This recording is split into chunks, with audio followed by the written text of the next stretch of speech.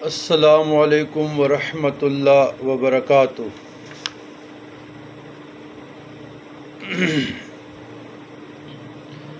نحمدہ ونصلی ونسلم علی رسولہ الکریم الامین وعلی آلہ الطیبین الطاہرین وعلی اصحاب الصدیقین الصالحین واتباع اجمعین الی یوم الدین۔ اللہ تبارک و تعالیٰ نے قرآن مجید فرقان حمید میں ارشاد فرمایا، ان اللہ و ملائکتہ یصلون علی النبی یا ایھا الذین آمنوا صلوا علیہ وآلہ وسلم۔ القرآن المجید پارہ 22 سورت نمبر 33 سورہ احزاب ورس نمبر یعنی آیت نمبر 56۔ عزیزان گرامی،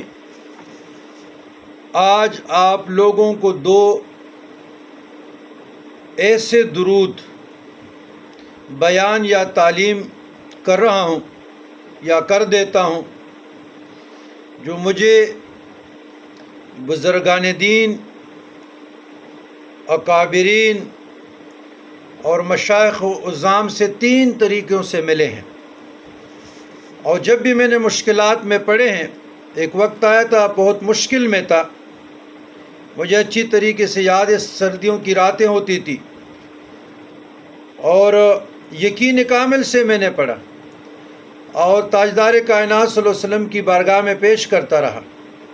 کہ یا رسول اللہ صلی اللہ علیہ وسلم، آپ کے علاوہ میرا کوئی نہیں ہے، یا اکرم الخلق ما لمن العذوب سواک عند حلول الحادث الاممی، یا اللہ اگر آپ حوادث زمانہ میں میری مدد نہیں کریں گے تو میں تمہارا جاؤں گا۔ تو یہ مقدمہ ہے القول البدیع امام سخاوی کا، مترجم ہے مفتی محمد وسیم القادری کا، تو اس سے 2-4 لفظ آپ لوگوں کو سناتا ہوں تاکہ آپ لوگوں کو سمجھ آ جائے۔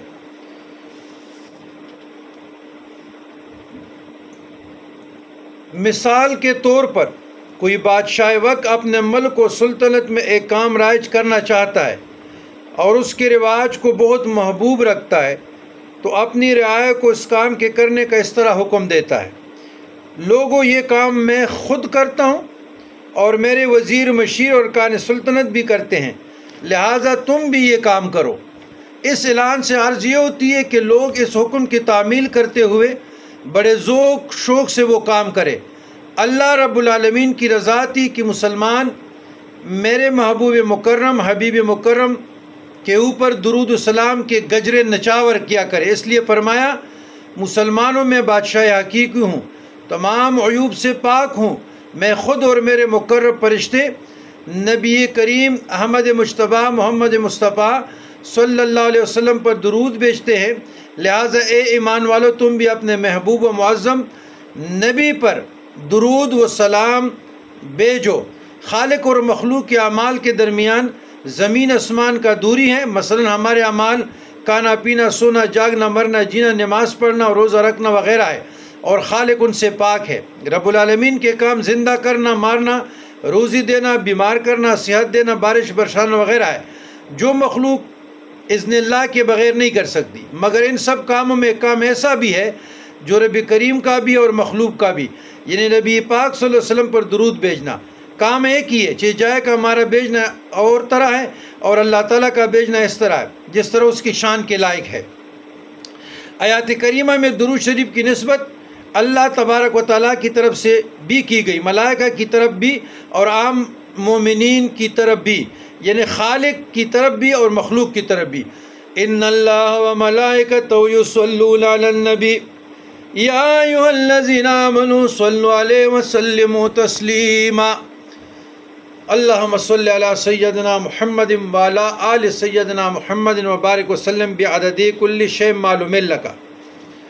یہ ان کے مقدمہ سے تقریر سے کچھ جملے میں نے بولے کہ آپ لوگوں کو سمجھ آ جائے کہ درود میں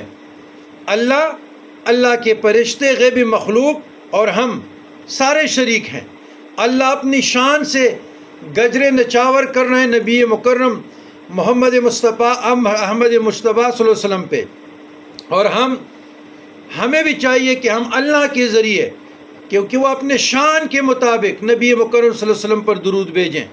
وہ درود خاص یہ ہے، درود خاص یہ ہے، لیکن ساتھ ساتھ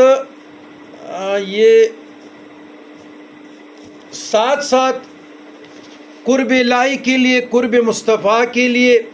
معاملات کو درست کرنے کے لیے، اور آپ یہ استقرار حمل کے لیے بھی،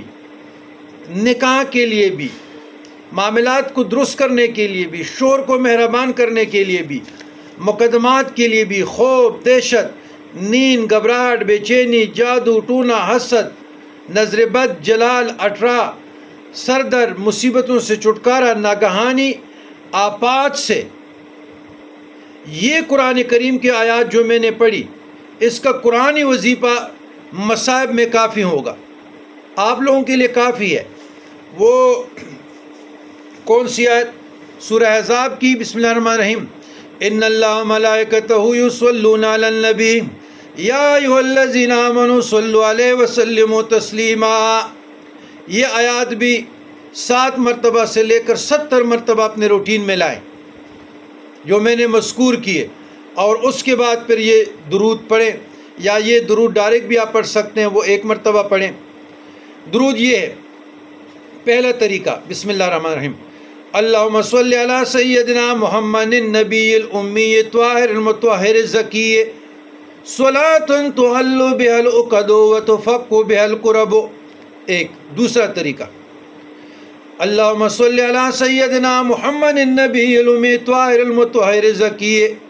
صلاۃ تحل بها العقد وتفک بها الکرب صلاۃ دائمۃ مقبولۃ تؤدی بها عنا حقہ العظیم۔ تیسرا طریقہ،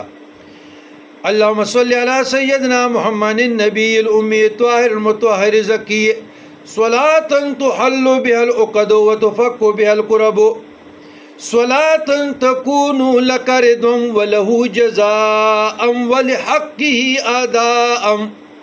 وعلی آلہ وصحبہ وبارک وسلم۔ ایک عارف باللہ محدث فرماتے ہیں، عربی کا پھر اس کا ترجمہ کرتا ہوں،